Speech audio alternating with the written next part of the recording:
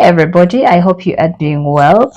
Today I want us to talk about the concept of feminism. Now, a lot of people say that feminism is it's a female focus. It's women who drove the concept of feminism, and so a lot of, more especially, the males have been fighting this component. There have been women who have been joining hands to fight this component, to say, you know what, it's not okay for the women to be empowered, because when women get empowered, they get selfish.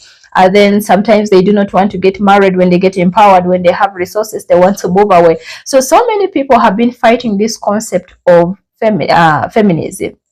But I've learned that feminism is biblical. It's God who actually started liberating the woman, and right from the book of Genesis. Now, society taught us that a woman, your value ends at the age of 45. Definitely, of course, the slide starts at 20, at 25, and then, of course, as you go, as you age, society says, your graph is going down. But then you're going to find a Bible story of a woman who gave birth at 90. Now, that was an act of liberation for the woman out there, to tell her, like, you know what, you can still be who you want to be at any age, at any time. So that was a liberation story for her. And then number two, there is the story of, when you go to the book of Exodus, there is the story of Miriam.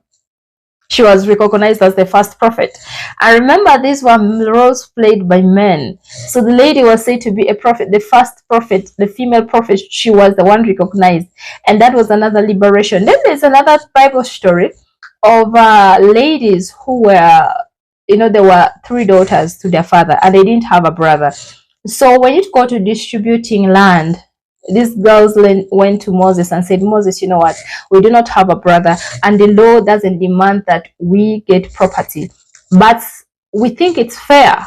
It's really fair that we get this, because we are still daughters of the soil.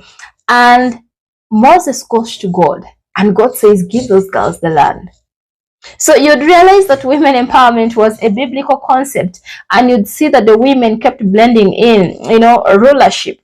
You'd see the story of Esther. When Esther was ruling, she took forth those positions. So there are so many women in the Bible who took up high positions. And also, when you're looking at the people of faith, when they were explaining them in the Bible, you realize that there are women who surfaced, the people like Tamar, the people like Ruth. There are so many of them who surfaced in these things.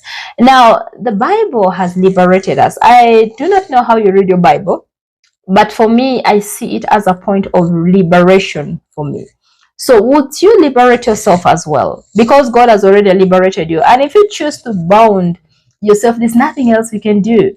The concept of equality has been said everywhere. Everybody has been told, yeah, this is it.